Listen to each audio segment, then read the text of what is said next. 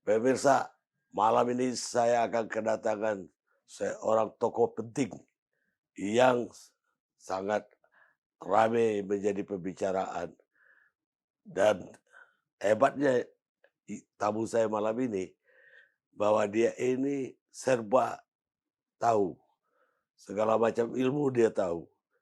Sehingga juga saya bingung nih mau nanya apa kalau dia datang.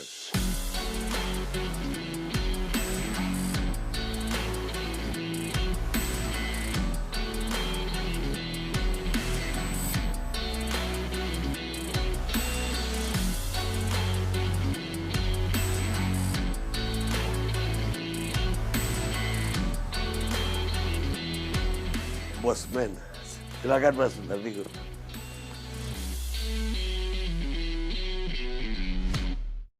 Mas Mardigu, nama Anda itu sangat dikenal orang dan segala macam profesi Anda pernah geluti.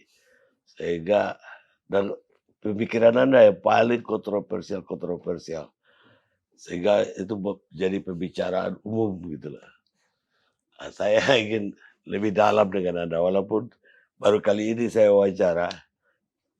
Walaupun sudah berapa kali datang ke TV One.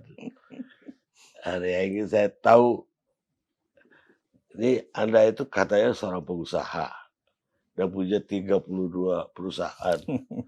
Tapi juga tertarik sama yang lain-lain. Tertarik sama apa micro expression.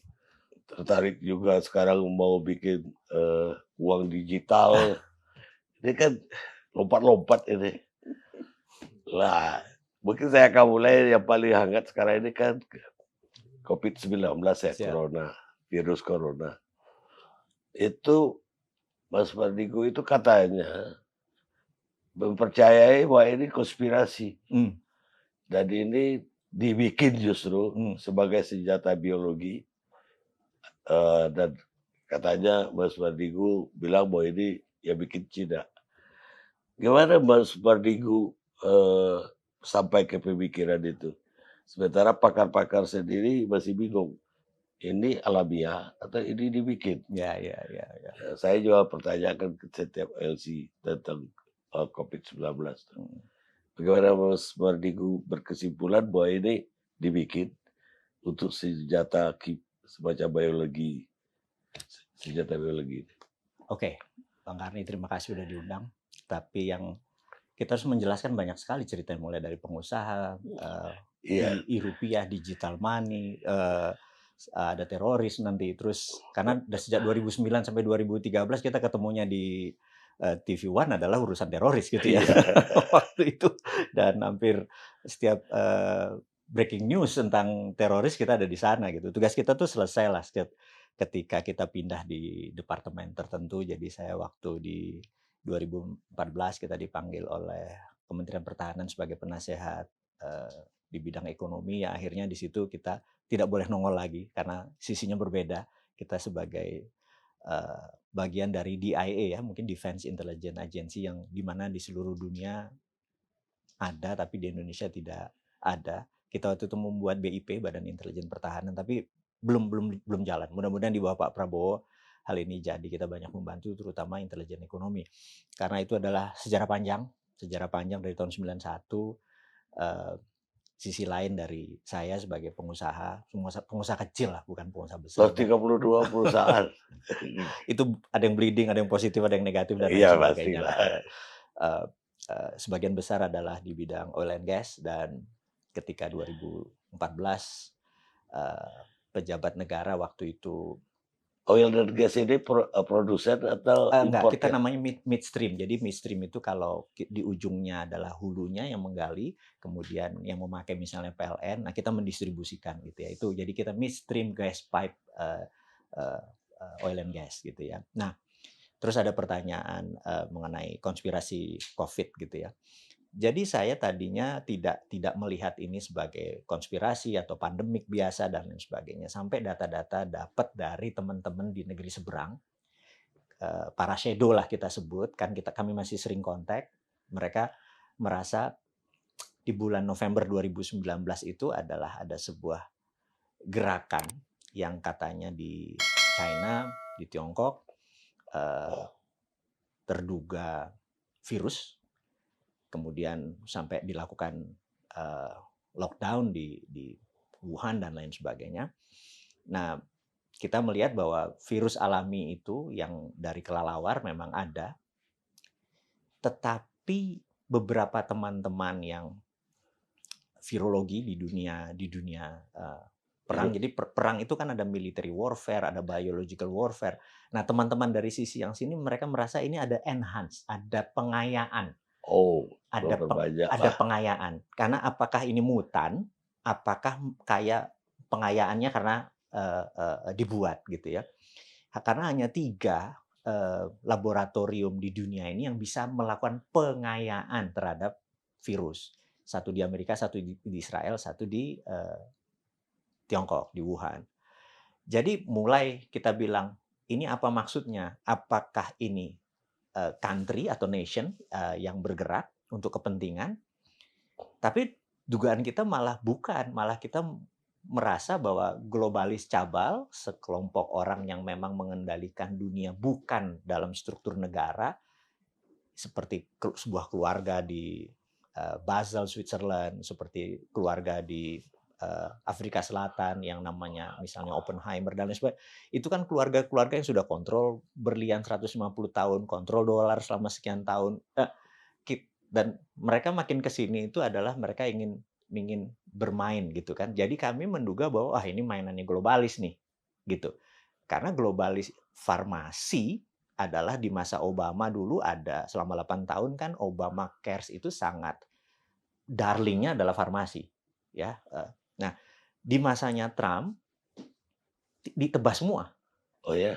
Ditebas semua masanya Trump. Nah, farmasi ini ingin bermain kan. Nah, farmasi itu kan bukan sekedar vaksin tapi mulai dari vitamin, mulai dari untuk imunitas dan lain sebagainya. Jadi kita bisa membuktikan pada saat dunia menyatakan ini pandemik, kan vaksinnya belum ada. Iya.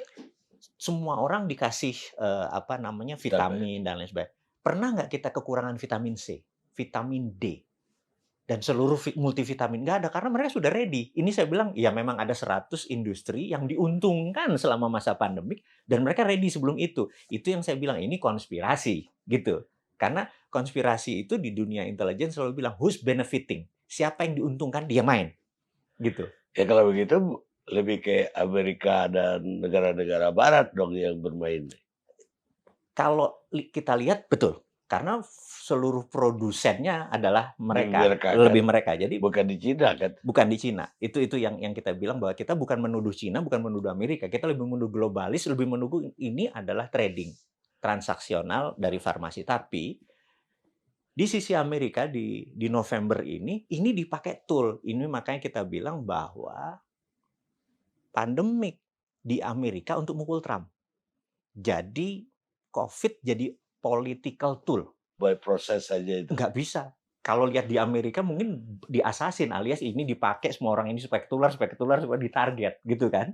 Karena itu disebut political tool. Di mana kita bilang nanti setelah November menang nggak menang, istilahnya Trump tetap jadi atau Biden yang jadi, COVID di Amerika atau di dunia bahkan sudah bukan political tool lagi, tapi sudah menjadi pandemik biasa. Bukan untuk merubuhkan pemerintahan, bukan menggoyang Amerika, bukan menggoyang Tiongkok lagi. Kan menjatuhkan presiden juga. Udah selesai tugasnya gitu. Ya kira-kira itulah kira-kira. Terus katanya Mas Mardigu itu awalnya nggak percaya dengan COVID-19. Oh enggak, saya percaya dari pertama. Dari pertama ini percaya ini konspirasi. Jadi 2 percaya. Percaya bahwa ini adalah deadly, mematikan. 2 ini adalah konspirasi. Oh percaya. Percaya gitu. Jadi bukan tidak percaya gitu. Dan saya pikir deadly-nya bahkan 10% akan terkena. Ternyata tingkatnya lebih rendah. Dia cuma memukul orang 14 hari isolasi. Iya itu, ekonomi goyang kan? Iya, dan orang terbatas jaga jarak, terbatas. Iya. Dan itu menghancurkan banget untuk ekonomi. Setuju. Orang nggak boleh berkerumun. Mal-mal jadi sepi. Betul. Itu kan luar biasa. Restoran orang tutup. Betul. Pariwisata agak jalan. Pariwisata internasional rasanya lama. Hotel apalagi. belum online. Jadi tiba-tiba saya dengar juga Mas Bardigo terkena infeksi. Ya, nah ini juga mungkin ada moral lesson ya atau pelajaran yang kita harus ingatkan kepada sahabat semua karena kalau Anda terkena COVID, jujur langsung pada orang yang dekat Anda pada saat itu. Karena saya waktu terkena itu sebenarnya saya cukup steril karena saya di rumah terus. Maksudnya work from home, semua pakai semua. Bahkan kalau yang penting-penting Anda datang ke rumah saya, keluar tuh benar-benar terbatas. Terus di hari kebetulan istri saya itu hobinya trekking. Nah, suatu hari dia trekking sama temennya, dan beberapa hari kemudian temennya cerita bahwa dia kena COVID. Dan itu, aduh, kita langsung bilang, berarti kan kita bisa terpapar. Sekali lagi, masih bisa terpapar. Wah, coba dia lebih dulu atau early ngasih tahu kita sehingga kita bisa. Sementara waktu itu Selasa, Kamis saya ada big event, Kamis, Jumat, Sabtu, Minggu, dan saya di situ udah merasa udah apa ya, lidah nggak ada rasanya, tasteless. Ada yang salah lah, Oh gitu something ada, wrong. terus apa namanya, terus lemes sekali gitu. Tapi acara itu harus selesai. Nah, begitu saya pulang hari Minggu, saya bilang, "Tes, PCR swab." Hari Senin kan keluar ya, 24 jam kemudian keluar positif. Dan seluruh keluarga saya positif, istri, anak saya semua. Bus. Langsung, wah, kita langsung kaget gitu ya. Besoknya saya merasa lemes gitu. Terus saya pikir, "Wah, ini ada apa nih?" Gitu. Coba kita ke IGD. Nah, waktu di IGD dokter yang rawat itu melihat, "Pak, saya ada satu curiga, boleh nggak saya ngetes kadar oksigen yang masuk ke dalam tubuh Bapak?" Jadi saya bilang, "Enggak, ini kok 94. 94 tuh sebenarnya kadar yang ini, Pak. Tapi kami mau lebih itu, caranya gimana?" "Kami minta izin, Pak, untuk ngambil dari nadi, dari itu." Saya nggak tahu bahasa kedokterannya ya. Rasanya sakitnya minta ampun. Karena jarum di dalam diurak-urak gitu. Ya Allah, saya bilang gitu. Nggak bisa dijelasin itu rasa jarum di dalam diurak-urak. Tapi saya pikir demi kesehatan gitu. Ternyata sejam kemudian keluar, "Bapak cuma 82%, jadi kalau bisa dirawat." Saya bilang, "Wah," karena memang lemes sekali, lemes. Karena kadar oksigen masuk. Nah, itu yang bisa pelan-pelan toto hilang gitu loh. Kalau itu turun terus fungsinya, paru-parunya terus nggak kerasa sih. Nah, terus dikasih oksigen, terus dokter bilang, "Bapak kasih plasma ya?" Saya bilang, "Plasma itu apa?"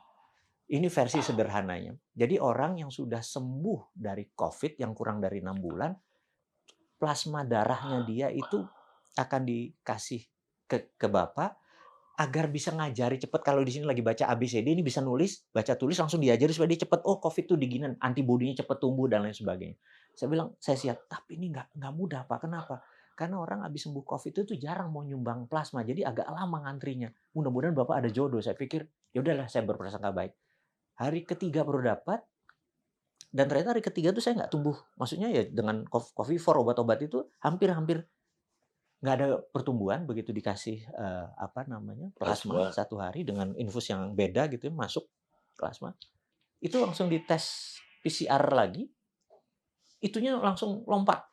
Bahkan kalau di tempat lain mungkin udah boleh keluar gitu. Tapi saya besoknya dikasih Apanya lagi. loh Pak? Oksigen? Ini apa namanya, apa istilahnya itu yang dari 22 ke 37 itu apa ya? Jadi istilahnya saya nggak tahu istilah itunya, pokoknya lompat. Dan saya merasa begitu dikasih plasma tuh 1 hari tuh bener-bener, "Wah, kok lain nih, makan ada rasanya," dan lain sebagainya, cepet sekali. Terus di hari ketiga dites lagi, saya langsung negatif dan itu saya tidak sampai 9 hari. Jadi cepet sekali gitu ya. Nah, ada yang menarik dari dokter yang waktu itu ngasih, dia bilang, "Bapak, boleh nggak saya minta izin kalau Bapak nanti sudah sembuh, Bapak nyumbang plasmanya?" Saya bilang, "Oh, saya nggak mau berhutang pada kehidupan," saya bilang gitu, "saya pasti nyumbang." Dan kenapa? Karena jarak, Pak. Kalau bangsa Indonesia ini kompak, Pak, saling kasih, saling tolong, saling bantu, COVID hilang. Karena saat ini udah 380.000 orang yang sembuh, ada 500.000 orang yang terpapar.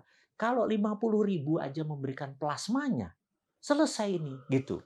Saya bilang, "Oh ya," saya bilang, "dan ini organik, bukan anorganik, bukan kimia," gitu ya. Saya pikir, "Oh gitu ya?" Terus udah saya janji. Nah, alhamdulillah 2 minggu setelah itu saya memberikan plasma saya, jadi saya nggak mau berhutang. Dan katanya bisa selama 6 bulan, bisa 2-3 minggu saya nyumbang lagi gitu. Saya berterima kasih kepada siapapun yang memberikan plasma ke saya dan saya janji untuk memberikan ini lagi kepada yang membutuhkan. Lalu Seminggu setelah itu saya tanya sama dokter, karena dokter cek recovery kan, seberapa ini dia cek semuanya itu di dokter gitu. Terus saya tanya, "Plasma tuh gimana sih?" katanya.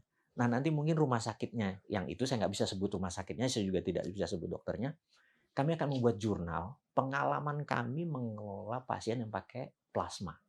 Jadi mungkin yang light, yang ringan ya, yang 20%-an itu mungkin isolasi atau sebentar ada di rumah sakit. Tapi yang medium to severe atau yang di tengahnya yang kayak saya yang 82, oksigen yang 70, pakai plasma sangat membantu. Tapi mungkin yang akut, yang harus pakai ventilator itu berbeda. Nah, sementara yang ini kan terbanyak kan, ini yang 80%. Jadi kalau plasma ini dipromosikan, terus ada jurnal, ini ada sisi lain di mana antibodi bisa saling tolong, bangsa Indonesia jadi bangsa yang kompak, saling bantu, ya mungkin yang punya vaksin yang rugi, Bang. Sementara kita udah impor. Kita udah impor.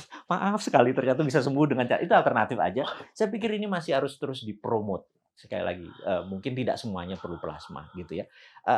Bagi saya ini adalah kenapa saya hari itu kan banyak sekali sahabat saya yang terpapar, yang sama saya, alhamdulillah tidak terpapar. 3 hari dites, 7 hari dites, tidak terpapar. Jadi lucunya di sebuah meeting 200 orang dengan dan lain sebagainya dengan apa sentuhan-sentuhan, tapi saya benar-benar pakai masker ya, karena saya udah curiga dan teman-teman juga pakai. Dan ternyata tidak terpapar, artinya masker ini nolong. Jadi ini banyak sekali sudutnya, makanya saya pikir di acara Bang Karni saya mengingatkan bahwa masker itu benar-benar penting. Terus siapapun yang pernah kena COVID yang punya antibodi, tolonglah saudaranya yang membutuhkan plasma. Karena sekarang di RSPAD, di PM itu kurang yang menyumbang plasma yang mereka sembuh dari COVID.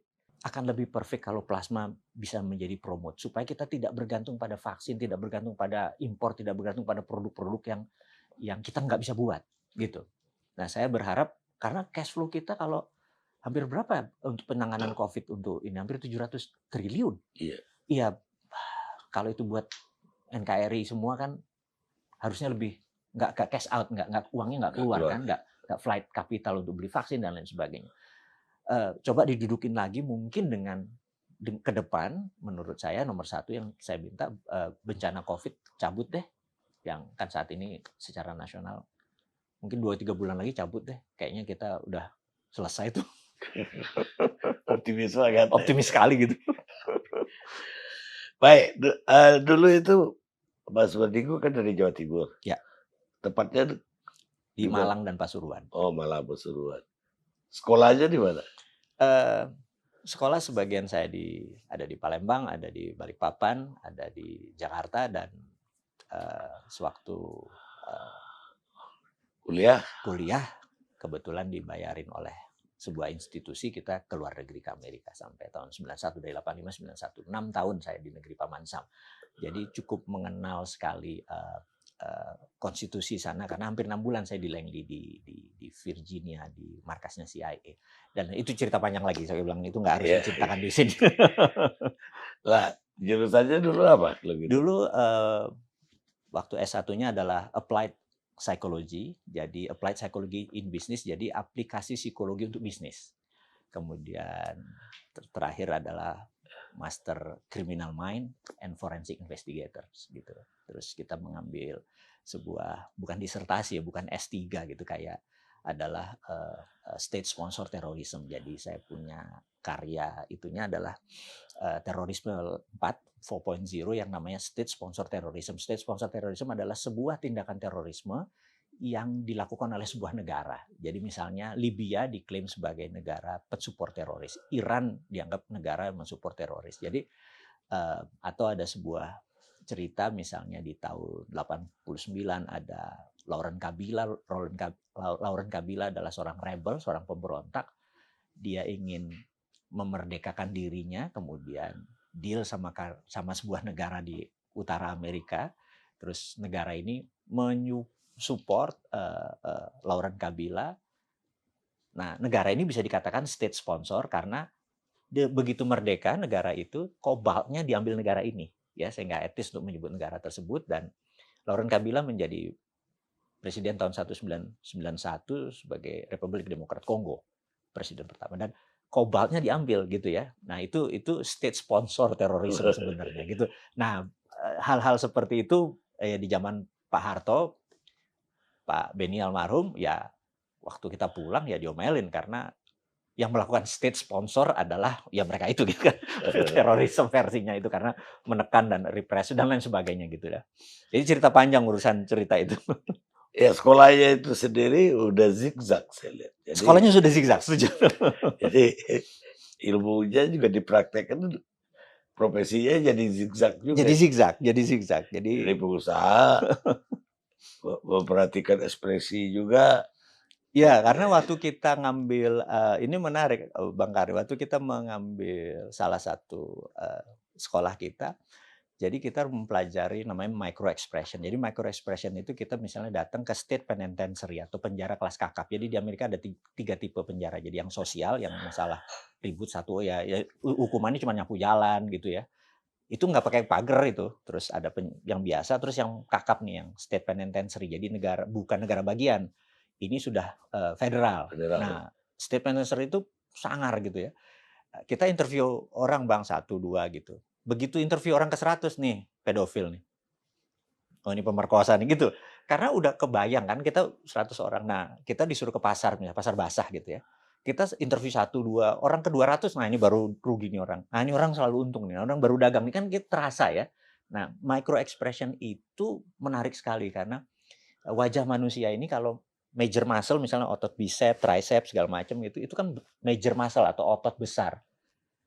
Wajah manusia itu punya 400 minor muscle. Jadi kalau dia kesel, dia kecewa, dia frustrasi, dia happy segala macam itu kegerak sedikit. Karena itu saya susah baca orang-orang yang mukanya dipakai botok segala macam. Saya udah kayak komik, saya nggak bisa baca gitu. Karena udah nggak jujur. Karena Bang Karni kan nggak ada botoknya nih, natural gitu. Baca kita dia happy, dia lagi berat nih urusan kantor dan lain sebagainya, terasa gitu ya. Nah, sewaktu kita disuruh menginterview banyak teroris di penjara, itu tidak interogasi. Karena kita harus nyari data pola kan.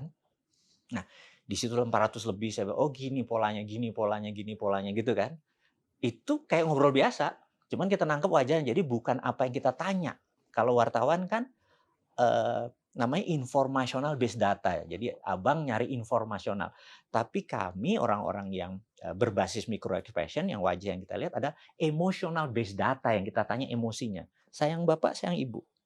Begitu ibu bohong bapak. Kita nangkep kayak gitunya. Itu penting untuk mengorek karena tujuannya berbeda gitu ya. Kalau abang yang senior ini informasi adalah penting. Tapi kalau kita mau nyari lebih dalam lagi tentang polanya dia, kenapa dia memutuskan bunuh diri dan lain sebagainya. Bahkan ada yang umur 14 tahun saya mau mati Said, ya mati Said beneran dia ngebom gitu ya. Berarti ada implan di kepalanya gitu. Nah, pola-pola itu kita baca. Ya alhamdulillahnya saat ini tidak ada lagi teroris yang berhubungan sama internasional dan tindakan teroris sejak zaman Pak Jokowi hampir nggak ada. Teroris yang benar itu bukan karena ada tindakan baru kita kejar. Beberapa kali kita lihat Densus dan lain sebagainya perah. Jadi dia belum gerak kita udah tangkap. Itu maju sekali dan nggak mudah mencari data kayak gitu. Nah, itu kalau akhirnya saya istilahnya ada peluang bisnis di tahun 96 karena biasa mengurusi funding. Begitu uangnya masuk, saya dikasih porsi saham, kemudian uang itu bisa dibalikin oleh perusahaan. Nah, setelah itu portfolionya membaik, tumbuh terus di bidang oil and gas, properti, dan lain sebagainya. Tapi di 2013-14 saya memilih pensiun. Maksudnya saya pakai trust fund, saya nggak pakai nama saya gunakan, saya mau pensiun seperti biasa. Tapi ada hal yang menarik di 2015 karena waktu itu ada kebijakan yang cukup membuat singa tua saya ini terluka gitu ya. Jadi saya boleh sebut karena saya beberapa kali di sosial media dan ini saya informasikan bahwa waktu itu cukup aneh karena saya ini kan anti BUMN di bawah kementerian. Ini saya harus ngomong apa adanya nih. Bagi saya BUMN kayak Temasek, perusahaan itu perusahaan tapi tidak di bawah kementerian. Sementara di Indonesia BUMN di bawah kementerian. Sementara secara politik kementerian itu kan jabatan politik, regulator. BUMN itu operator. Kalau BUMN di bawah kementerian atau dijadiin kementerian, dia regulator, dia operator. mampus kita UKM. Gitu. Lalu ketika menteri yang lama, dibuatlah sinergi antar BUMN jadi kartel, Abang. Ya kartel, regulator, operator, mati kita. Itulah membuat 3 perusahaan saya udah 18 tahun kolaps semua, pegawai 250 yang udah kayak saudara Abang kalau lebaran penuh, mendadak harus di PHK semua, mendadak semuanya yang ngambil ya BUMN lagi. Sementara BUMN kan nggak ngerti-ngerti banget kerjanya Bang. Dia outsource lagi ke swasta. Nah swastanya dicari yang paling murah, yang nggak ngerti lagi barang, bangkrut apa rusak tuh barang gitu kan. Itu 2015, 2016 bunyi kita loh. Saya bilang bos nomor 1 paham nggak beginian nih? Gitu. Bahwa ini ada dalam tanda petik, ini versi saya karena saya kan victim. Saya bunyi. Nah waktu bunyi itu disangka anti pemerintah. Gimana anti pemerintah, orang saya staf khusus Menteri Pertahanan, data saya valid. Gitu kan. Setiap Rebo, hari biasa kita adalah profesional, hari Rebo waktu itu ya, saya sudah selesai tugas saya. Waktu itu hari Rebo ya, hari biasa saya Peter Parker, hari itu ya saya jadi Spider-Man gitu. Ya ini sisi lain lah gitu ya. Nah waktu jadi Spider-Man data kita valid gitu kan, terus kita bunyi, tapi lu kok gak paham ya di atas. Saya pikir ada apa nih di atas, apa udah kompartmen di dalam taktik intelijen itu adalah selected information masuk ke nomor 1. Selected information yang keluar juga. Loh gak bisa kalau kayak gitu. Gak begitu cara bernegara, bunyilah kita. Bener gak? Sebagai singa tua jadi luka tadi. Gitu. Akhirnya ya saya lihat ada sebuah kesadaran, loh kok waktu saya nulis kan ada respon di sosial media. Saya bilang, responnya yang di atas 35 tahun sama di bawah 35 tahun bunyinya beda. Saya mikir, baru saya sadar Abang, sejak reformasi itu PMP, P4, pendidikan Pancasila, bernegara, apa segala macam itu porsinya berkurang dan hampir tidak ada. Anak-anak kita ini yang di bawah 40 tahun sekarang nggak ngerti seperti dulu ada penataran, ada yang anggap itu doktrin ya.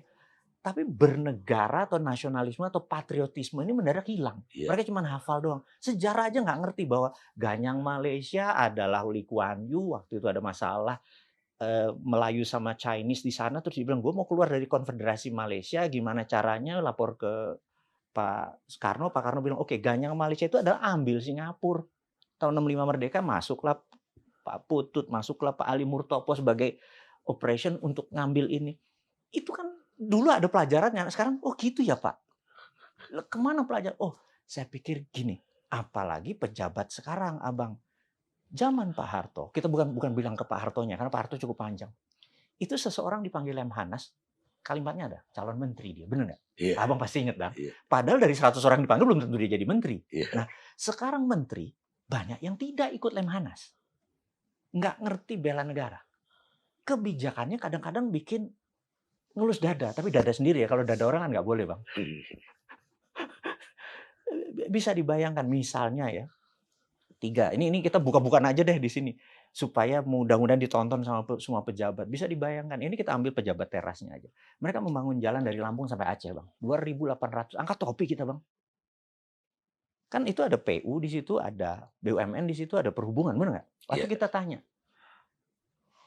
kami mau nanya, ada 3.000 meter yang lurus nggak? Kira 3 kilometer yang lurus. Untuk apa Pak? Lo pernah ikut Lemhanas nggak? Kalau kita perang sama Malaysia atau sama Singapura, pesawat kita bisa landing di mana? Oh gitu ya Pak. Atau kalau di Kuala Namu, ada kapal kecelakaan di bandara, ada 7 pesawat harus landing, tapi muter-muter dulu selama 1 jam, 3 habis bahan bakar. Landing di mana? Oh gitu ya. Saya pusing Pak, saya bilang ini gimana sih jadi pejabat nggak ngerti bela negara. Padahal 3.000 meter lurus itu kan tidak merubah apa-apa. Tidak harus apa ya, tidak jadi, ya cuma dilurusin gitu ya. Nah begini-begini ini bunyi Abang kita Bang. Jadi kita, kalau cuman duduk politik dong negara bubar Abang. Nah di sini perlu pemikiran yang out of the box. Omnibus Law saya kritik abis. Karena kata-kata tanah itu lebih dari 250 kata. Kata-kata air itu lebih dari 270 kata. Digital, 0. Dia bilang ini mau membangun, kalau tanah air jual tanah air mah nggak usah pakai omnibus law, bener nggak? Sementara ke depan kan digital Abang. Bagaimana Mas Mardigu melihat ekonomi Indonesia ini ke depan? Menariknya begini. Sejak 2017 Trump menjadi presiden, kemudian kebijakan dia sangat namanya trade war. Sebenarnya bukan trade war, ini ideological warfare. Perang antara komunisme dan demokrasi.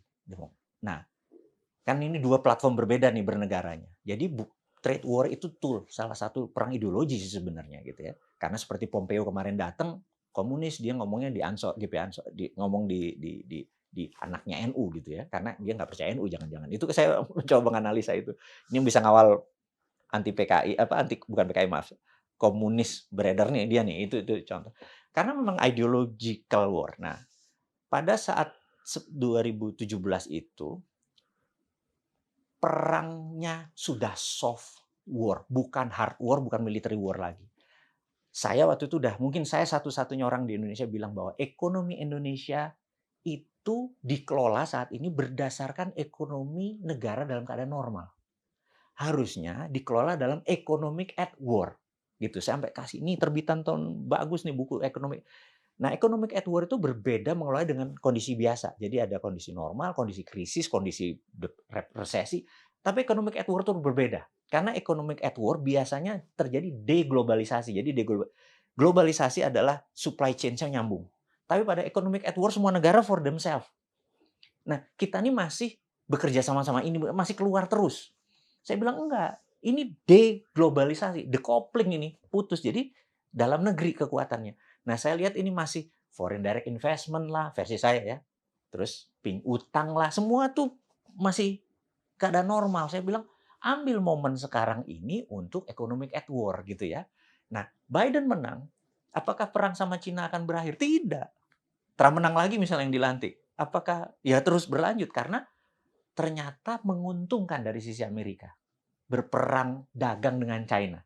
China juga untung. Karena dua-duanya untung, dia akan lanjutkan. Tapi nggak akan bedil-bedilan gitu ya. Nggak akan bedil-bedilan. Nah, kita ngambil momen. Pada saat mereka lagi fokus begini, kita ngambil dalam negeri.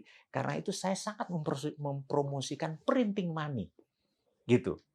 Kalau Indonesia berani printing money terbatas, hanya untuk hal yang produktif, terbang kita. Gitu. Tapi kalau kita hidupnya dari pinjaman, kan cukup aneh, Pak. Ada pertanyaan, Indonesia pernah kekurangan rupiah? Saya tanya Bang Karni, Indonesia pernah kekurangan rupiah nggak? Rupiah enggak. Harusnya enggak, orang kita bisa printing. Bener nggak? Kalau Indonesia kekurangan dolar, kita bukan punya currency dolar. Kekurangan emas, kita bisa kekurangan. Rupiah nggak mungkin kekurangan. Orang-orang di pinggir jalan itu memang yang di petani, mereka perlunya rupiah. Nah, rupiah supaya tidak inflasi bagaimana? Rumus inflasi itu gampang. Selama uang yang kita terbitkan sama dengan jumlah produksi, nggak akan ada inflasi. Iya. Nah, uang ini harusnya untuk sektor produksi gitu ya. Sekali lagi, di mana sektor produksi? Ya udah di cake aja, di corner gitu ya. Nah, jadi saya mengadopsi ya, namanya MMT, Modern Monetary Theory. Guru besarnya namanya Michael Hudson. Michael Hudson punya Hudson Institute. Yang Amerika pakai, yang China pakai. Jadi tahun 71 waktu Amerika declare bahwa dolar tidak pakai underlying emas lagi, itu adalah Michael Hudson, salah satu promotnya di zaman Nixon. Kemudian dia jadi guru di Peking University, di mana Xi Jinping murid dia, mantan-mantan menteri, perdana menteri itu murid dia. Di tahun 89 ada namanya The Secret Meeting That Changed China. Bukunya sangat interesting gitu ya. Di mana China memutuskan melepas diri dari internasional dan membuat dua currency, renminbi dan yuan. Jadi yuan untuk internasional, renminbi dalam negeri. Nah, renminbi itu dicetak berdasarkan project. Jadi project ini ya udah nyetak segini, project ini nyetak segini. Begitu uang itu balik dibakar. Sesederhana itu. Nah, Amerika melakukan hal yang sama. Printing money itu underlying-nya adalah hutang sekarang. Jadi kalau dia print, hutang negara produktif dihutang, ya balik lagi gitu kan. Jadi saya bisa nanti buktikan ke abang nih loh, utang dunia yang di printing money oleh IMF. Jadi karena itu uang dolar Amerika 60% berada di luar Amerika gitu ya. Mereka dua negaranya pakai printing money. Kenapa kita nggak berani printing money? Karena dogma doktrin panjang dari pelajaran-pelajaran Keynesian dan lain sebagainya menyatakan ini inflasi segala macam. Sementara saya sudah gurunya udah MMT gitu ya. Ini beda mazhab nih. Muscle knowledge-nya atau otot ininya beda nih. Dia kuat di perut, kita kuat di tangan gitu ya. Nah, di economic at war, rumusnya yang pakai Keynesian nggak jalan, pakai Hudsonian jalan gitu. Nah, itu yang saya bilang Indonesia bisa jadi negara terbesar kalau dua hal dilakukan, stop ngutang sama stop foreign direct investment. Foreign direct investment itu abang, kalau sektornya untuk sumber daya alam itu merugikan kita. Jadi kalau bisa foreign direct investment tidak boleh mengeksplor sumber daya alam. Jadi dia buat machinery, pabrik, tapi kalau sumber daya alam habis abang. Jadi saya itu sebenarnya anti foreign direct investment yang ngejarnya sumber daya alam Indonesia. Karena the only yang, bayangin sumber daya alam itu menjadi alat dagang saat ini. Harusnya sumber daya alam itu adalah alat tawar, deterrent factor, alat penggentar. Sekali lagi, saya bukan menantang. Yuk duduk yuk, biar genah ini baru negara gitu. Jadi kalau begitu, dong, masih jauh dari harapan ekonomi ke depan. Harapannya harapan saya. Karena itu saya ingin saya bunyi lewat YouTube, habis lewat udara lah. Karena kalau lewat darat saya nggak kenal Pak Jokowi. Juga kalau saya juga bukan orang berpolitik dan saya tidak niat untuk berpolitik gitu ya. Bagi saya politik itu kan kalau berpolitik entah itu sebagai legislatif, entah itu sebagai pejabat, itu kan orangnya humble lah bang. Saya nggak ada humble-humblenya bang. Humble cukup. Enggak bang. Jadi kalau Pak Jokowi itu orangnya humble sekali pak. Abang bisa bayangin, Pak Jokowi ketemu 10 orang abang yang nggak pakai sepatu. Pak Jokowi bisa merendahkan dirinya, dia copot sepatu bang. Itu humble, saya pikir karena itu dia populer. Kalau saya bang, saya pakai sepatu, ini 10 nggak pakai sepatu. Saya mah nggak mau copot sepatu, saya mendingan 10-nya gue beliin sepatu gitu kan. Kan artinya gue nggak humble bang. Baik, sekarang kita bicara geopolitik, geoekonomi tadi. Sebaiknya kita lebih ke Amerika, kiblatnya terlebih ke Cina. Nah, gini. China menggunakan soft power dengan strategi economic approach. Amerika lebih preman menggunakan military approach. Ini old school, sebenarnya ini pemain lama. Ini main baru. Karena itu kita lebih terpesona dengan economic approach gitu ya. Kalau ditanya kita miring kemana? Sebenarnya kita itu adalah negara bebas aktif. Kita tidak boleh miring ke satu negara pun. Jadi kalau trading bahan baku kita ke sini, trading ini ke Amerika begini gitu. Nah, Amerika dan China menurut saya saat ini yang mereka ngejar adalah sumber daya alam Indonesia. Terus itu satu. Yang kedua adalah geoekonomi adalah kekuatan geografi untuk kepentingan ekonomi. Geopolitik adalah kekuatan geografi kita untuk kepentingan politik. Nah, Indonesia itu memang ditakdirkan sebagai global player. Jadi kita harusnya karena global player artinya kita kontrol. Kita berdaulat, in control. Contoh abang. Ada 2 triliun atau 2.000 billion nilai barang yang diproduksi oleh negara produsen.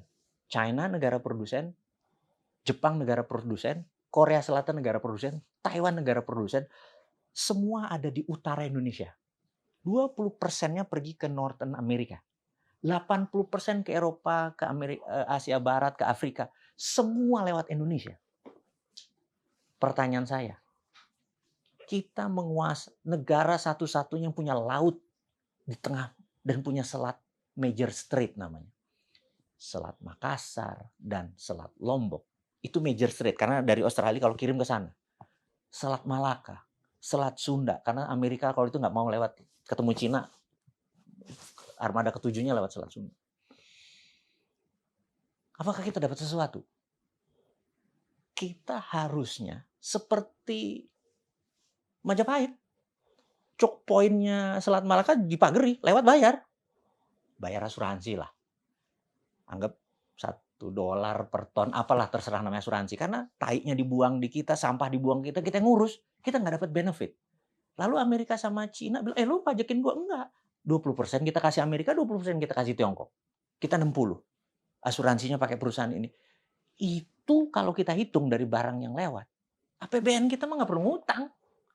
Tapi sekali lagi, siapa yang berani? Karena ada UNCLOS lah. Lawan. Itu loh yang saya bilang bahwa udah masanya kita berdaulat, kita tawar semuanya gitu loh, wilayah laut kita, wilayah udara kita gitu ya. Nah, Saya sengaja, Pak Jokowi masih 4 tahun lagi. Kenapa saya nunggu 4 tahun lagi? Sekarang Pak Jokowi lakukan itu semua. Jadi geoekonomi kita dari sisi selat, dari sisi laut. Nah, itu maksudnya. Karena jadi apakah kita miring ke sana? Kita netral tadi, nggak miring ke sana. Bagi rata aja. Karena selama bagi permennya fair, mereka nggak bunyi kok gitu ya. Dagang as usual gitu. Mudah-mudahan nih ketangkep nih Bang. Nanti nih diskusi kita nih sama yang atas-atas. Lah kalau untuk Indonesia, bagusan kepilih ini Biden atau tetap Trump? Waduh, Amerika itu foreign policy-nya nggak pernah berubah, Bang. Jadi gini ya, sejak 1944 ada John F. Kennedy, dia punya long telegram berbicara banyak tentang kebijakan foreign policy atau kebijakan luar negeri. Jadi mau itu Madam Secretary si Hillary Clinton, mau itu Jim Carrey, mau itu yang sekarang gitu ya, atau yang nanti, kebijakan Amerika foreign policy-nya sama. Jadi kata-kata yang dipegang oleh Kementerian Luar Negeri atau State Secretary-nya Amerika, yang sejak tahun 44 sampai sekarang tidak pernah berubah adalah gini. Amerika memiliki 5,7% populasi dunia. Dan Amerika menguasai 58% world wealth, kekayaan dunia.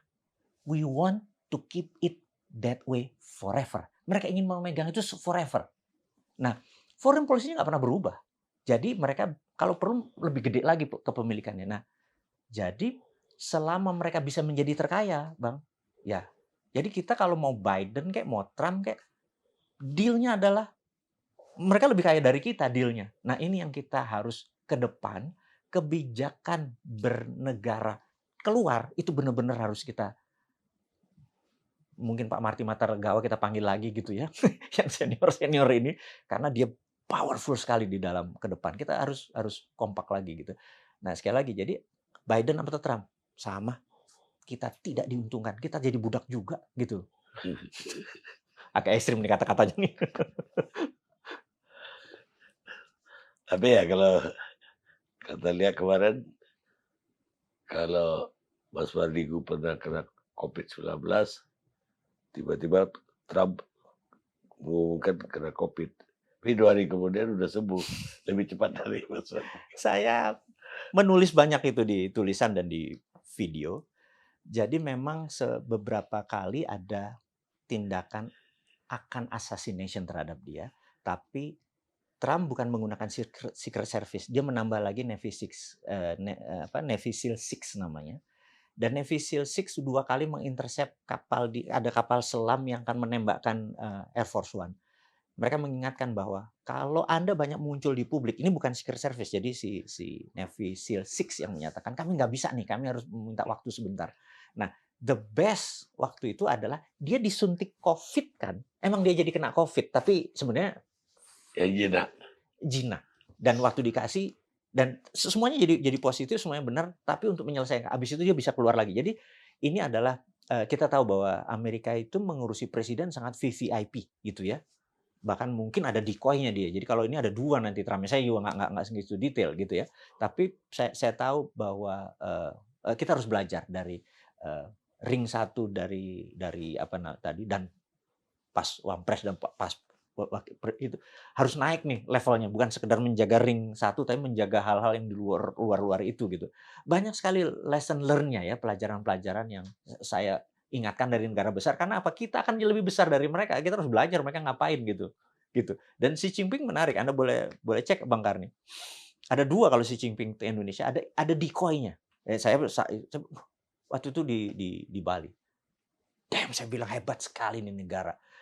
Jadi itu dari jauh tapi ya, nggak dari dekat. Jadi kita kalau ada yang assassin tuh yang ini yang benar apa yang enggak kita nggak bisa tahu. Teman-teman di Secret Service akan banyak cerita tentang ini gitu. Jadi saya pikir Indonesia, saya bangga sekali kalau presiden kita itu benar-benar dikawal gitu. Dan karena Pak Jokowi kan sering incognito, ini udah clear tuh dibelok ke kiri gitu kan. Ya karena dia Kayak Gus Dur lah. Tadi saya juga dengar bahwa punya 10.000 anak yatim. Selama ini ya salah satu anunya amalnya ya anak yatim ini. Lah sekarang anak yatim ini masih atau enggak? Nah, Rumah Yatim Indonesia menarik. Saya pulang haji tahun 96. Saya ada sebuah fenomena waktu di haji tersebut. Saya punya toko. Saya bilang sama adik saya, satu saya mau jadi wakafin buat rumah yatim. Dulu masih Yayasan Husnul Khotimah awalnya. Sampai sekarang pun namanya Yayasan. Kemudian pulang, saya piara 49 anak yatim pakai uang saya sendiri. Saya mau memang kaul, memang janji gitu ya. Terus kita ubah menjadi di tahun berapa 2000 saya lupa. Saya ubah menjadi Rumah Yatim Indonesia karena lebih populis dan karena kita kelebihan yang tadinya dapat 1 ton, 2 ton beras, 3 ton beras ya akhirnya kita yayasan ini kita sumbang ya. Nah terus membengkak ada sekitar 80 panti yatim yang join sama kita dengan anaknya ada 100, ada 50 segala macam. Nah kita merasa 5 tahun terakhir ini kata-kata panti yatim dan sebagainya itu merendahkan mereka punya self esteem. Jadi kita saat ini mengubah strategi kita yang di Tasik pusat kita. Jadi ya dia tinggal sama kakak-kakaknya. Jadi di sini cuman tempat belajar diniyah dan bersama. Jadi alhamdulillahnya setiap tahun kita meluluskan sekitar 1000-an. Setahun mereka harus ngelayanin adik-adiknya dulu baru kita lepas. Jadi kita mendidik diniyahnya kita sama kita di dalam, tapi sekolahnya kita pakai SD negeri, SMP negeri, SMA negeri kan tidak bayar gitu ya. Nah, nggak gampang abang mengelola anak yatim karena anak yatim itu saat ini maaf sering tereksploitasi. Jadi tereksploitasi itu misalnya mereka dijual lah untuk doa bersama gitu ya. Itu begitu di rumah mereka makan, mereka dapat duit apa segala macam, pulang nangis karena kebahagiaan tadi masih terbawa oleh mereka. Jadi saya menyarankan jangan bawa anak yatim ke rumah, tapi bawa dia keluar ke Ancol kayak kemana gitu karena kecemburuan itu ada, sedih mereka malah Iya, pada saat itu. Jadi dan anak yatim itu pengalaman kita punya energi ekstra gitu ya. Jadi saya sebulan sekali ke Cipinang, saya sebulan ke tempat ini, hanya anak-anak saya itu hanya mereka itu perlu pendengar. Jadi bukan kita ceritain, dongengin, dakwain, bukan. Kita cuma ngasih telinga, mereka cuma, Pak saya jatuh cinta. Oh dia juga manusia, bener nggak? Ini ngasih telinga tuh nggak ada. Jadi kalau kita untuk nyenengin anak yatim itu sebenarnya kasih telinga aja. Anda dongengin dan segala macam itu sudah menghibur. Dan kakak asuhnya kadang-kadang juga menjual. Ya saya harus ngomong jujur. Jadi kalau mereka lagi latihan Barzanji atau manakib yang eh, ya Nabi salam alaika gitu kan, ya Rasul salam alaika, begitu nggak ada ustadznya, ya Allah sedikit amat sepotong dibagi 4 yang banyak jatah Pak Ustadz gitu kan. Ustadznya datang berubah lagi anak-anak lain karena buat drama nanti kalau dipanggil ke rumah-rumah itu. Saya kadang-kadang itu cerita nyata. Jadi saya pikir udah 25 tahun alhamdulillah Rumah Yatim Indonesia saat ini dan saya masih dewan pembinanya. Saya pikir ini perjuangan panjang karena saya pikir harusnya negara Pak 2,7 juta anak yatim di Indonesia harusnya negara yang urus gitu ya, berdasarkan pasal berapa tuh 27 28 harusnya diurus negara mungkin terlalu repot ngurusin Tiongkok sama Amerika, ya udah kita ngurus saya sebisanya kita aja deh. Walaupun itu tekor-tekor di terus. asrama kan? Enggak, kita ada 60 tempat, ada yang di asrama tapi banyak yang tinggal di semua di Jawa. Baik, terakhir deh. Siap. Ini bukunya menarik, ini judulnya The Nib Im Sontoloyo. Siapa yang kasih nama Sontoloyo? Jadi they name him Sontoloyo itu kan terjemahannya dia dikasih nama Sontoloyo gitu ya. Jadi keluarga saya dari NU pinggiran, mbah saya, kakek saya itu adalah belajar di Sidogiri. Sidogiri udah 300 tahun. Pendiri NU juga sekolah di Sidogiri di Pasuruan. Jadi mbah saya tapi kiai kampung. Jadi sekitar saya masih 10 tahun gitu ya. Pak D saya waktu itu ada haul rame gitu. Cerita tentang perilaku Rasulullah yang mengingatkan Siti Aisyah istrinya yang salah memberi bukan gula tapi garam sehingga tehnya terasa asin. Tapi tidak ditegur karena dia malah mengingat minum tehnya, oh tehnya asin, maaf gitu ya. Nah, saya sebagai anak 10 tahun saya berdiri. Bayangin Bang Karni lagi ngomong, terus ada orang berdiri kan ganggu, terus Pak D saya bilang, "Yo pokoknya gitu, mau apa kamu gitu?" "Ngapunten Pak D, saya boleh nanya nggak?" Nggak mungkin salah, karena garam dulu memang putih. Tapi gula itu gula aren merah, nggak mungkin salah. Itu pasti salah hadisnya. Karena gula rafinasi baru ada abad 17 pakai tebu. Sontoloyo kowe. Waduh, ansor langsung anak-anak itu langsung giring gua keluar dari. Nah, jadi dari dulu memang kita disebut sontoloyo, Pak. Karena suka bantah. Karena suka bantah. Baik. Itu cerita sedikit Bang Karni. Terima kasih nih, Pak. Terima kasih banyak, Mas Perdiku. Siap. Pemirsa, itulah kalor ngidul kami berdua. Cerita dari kampung sampai ke Amerika, balik lagi ke Cina, kembali lagi ke Indonesia. Sampai kita ketemu Karni Ilyas Club yang akan datang.